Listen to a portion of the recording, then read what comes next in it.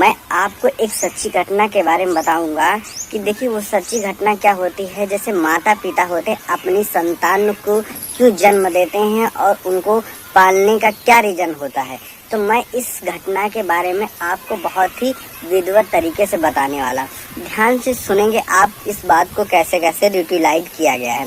देखिए क्या होता है, एक माता पिता की इकलौती संतान सिर्फ एक ही संतान होती है और उसे बड़ी शिद्दत से उसे पालते हैं, बड़ा करते हैं, लालन पालन उसका करते हैं कि मेरी संतान बड़ी होकर के जब मैं बूढ़ा हो जाऊंगा तो मेरी लास्ट में परवरिश करेंगे, बहुत अच्छे से पाल पोस कर हमको अच्छा सा जीवन देंगे। लेकिन क्या होता है, जब उनके माता पिता की इकलौती संतान होती है तो जैसे जैसे बड़ा होता जाता है उसका लड़का, तो वो उसके नशे की लत लग जाती है।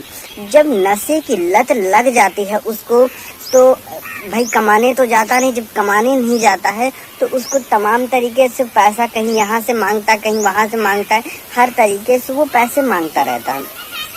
रोज मतलब डेली जब पैसे मांगता रहा अपनी माँ से, लेकिन कहाँ तक वो पैसे माँ बेचारी कहाँ तक पैसे देगी। तो एक दिन क्या होता है, जब उसके माता और पिता में से वो कहते हैं चलिए इनकी शादी कर दी जाती है। जब इनका विवाह कर दिया जाएगा, जब इसकी पत्नी आ जाएगी, ये अपनी पत्नी के साथ में जब खाने के लिए नहीं रहेगा, ऑटोमेटिकली काम करेंगे या खाने के लिए कुछ काम करेंगे और पैसा कमाने के लिए कहीं से लाएंगे।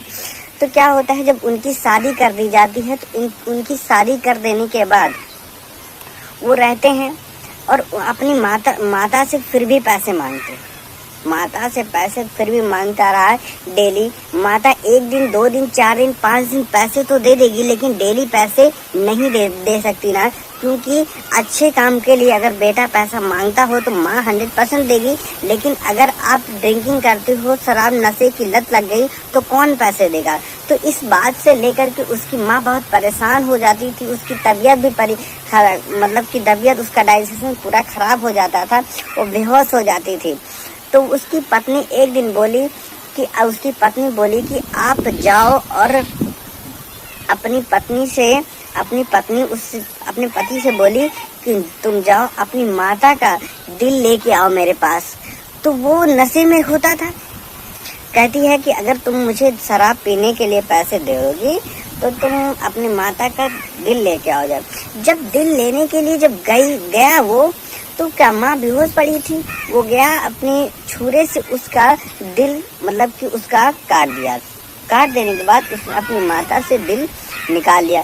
लेकिन उस दिल से जो आवाज क्या आई, बेटा तुझे कहीं चोट तो नहीं आई। एक बार उस लड़के के दिल में थोड़ा सा जुनून तो आया होगा कि माँ के प्रति एक अच्छी उमंग तो जागी होगी। लेकिन इस बात को लेकर के जब वो दिल लेकर के उस अपनी पत्नी के पास पहुंचा, तो उसकी पत्नी कहने लगा, तू इतना मूर्ख था, अपनी माँ का नहीं हो सका तो मेरा कब होगा। तुझे पैसे की जरूरत के लिए तू कभी मेरा भी मदद कर देगा। इस बात से लेकर के वो उसे लात मार करके भगा देती है। कहती है जा, जब तू अपनी माँ के लिए नहीं हो सकता तो तुम मेरे लिए कब होगा। तो इतने में वहां से भी चला आता, अपनी माँ के पास आकर के लिपट कर बहुत जोर से रोता है। इतने में ही ग्रामवासियों सभी देखते हैं और तुरंत आ जाते हैं। माहौल बड़ा गंभीर हो जाता है। इस माहौल को देख करके वहाँ के सारे लोग जब आ जाते, इकट्ठा हो जाने के बाद वहाँ पर देखते हैं ग्रामवासियों फिर थाने में इंफॉर्मेशन कर देते हैं, यानी सूचना भेजा देते हैं। पुलिस आती है, उनकी माता का शव थाने में ले जाती है और उस लड़के को भी थाने में गिरफ्तार किया जाता है, बंद किया जाता है। फिर इसके बाद क्या होता है कि उस लड़के को मौत यानी फांसी की सजा सुनाई जाती है। जब फांसी की सजा सुनाई जाती है तो उससे हर एक व्यक्ति से फांसी की सजा सुना देने से पहले एक बार उसकी अंतिम इच्छा पूछी जाती है। तो उस व्यक्ति से, उस लड़के से भी पूछा गया कि तुम्हारी अंतिम इच्छा क्या है। तो वो लड़का कहने लगा, सिर्फ मेरे ग्रामवासियों को, सभी क्षेत्र ग्रामवासियों को बुला दीजिए, मैं एक बार उनसे मिलना चाहता हूँ। इतने में उनकी बात को सुन करके वो आते हैं। आने के बाद पूरे ग्रामवासी इकट्ठा हो जाते हैं। तो सिर्फ एक ही बात कहता है कि कभी भी अपने प्रेम या पत्नी के प्रति कभी माँ को कष्ट, माँ को तकलीफ, माँ को कभी रोते हुए नहीं देखना, क्योंकि माँ से बढ़कर इस दुनिया में कोई है नहीं। अगर है तो ना तो पत्नी हो सकती है, ना प्रेमिका हो सकती है, इस दुनिया में कोई नहीं हो सकता है।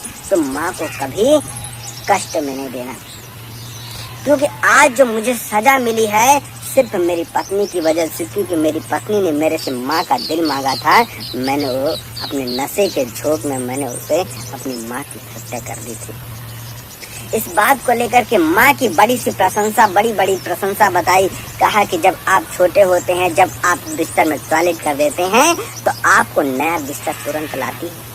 तुरंत माँ अपने को तुरंत सूखे में लेटाने के लिए तुरंत नया बिस्तर लाती है। और कभी कभी ऐसा होता है बिस्तर नहीं सूखे होते हैं, खुद आपको नई सूखी जगह में लिटा देती है, लेकिन खुद गीले बिस्तर पे ठंडियों में आप लेटी रहती हैं।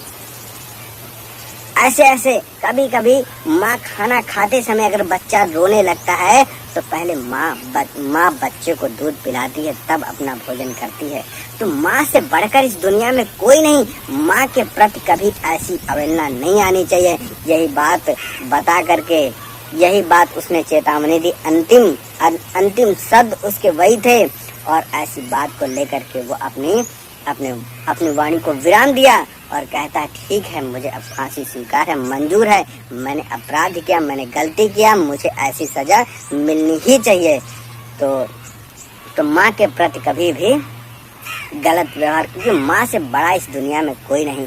आप सभी लोगों से मैं कहता हूँ कि माँ के प्रति आप दिल में हाथ रख करके एक बार माँ के प्रति एक बार कमेंट जरूर करना।